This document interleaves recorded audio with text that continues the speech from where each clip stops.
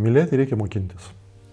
Įsimylėti nereikia, traukos nereikia mokintis, visą tai yra įgimta.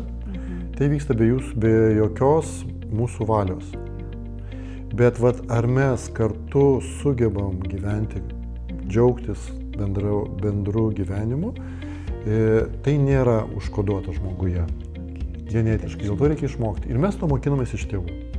Mes mokinomės to iš tėvų ir mokinomės jau nuo pat kūdikystės. Dėl to pradžioje mes išmokom egoizmo, egoistinės meilės. Tai reiškia, būdami kūdikiu, mes patyrėme, sugėrėme į save tą visišką tėvų besąlygišką meilę. Tai reiškia, visi mano poreikiai, visi mano kaprizai, visi mano norai realizuojami.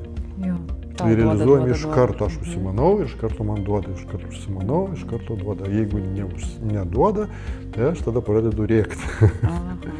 Tai reiškia, ilgainiui mes šitą modelį įsisavinam ir po to jisai tampa toks, tai ir yra meilė. Meilė tai reiškia, kad žmogus myli, viską man duoda, ko aš noriu, ir jeigu man ko nors neduoda, tai aš tada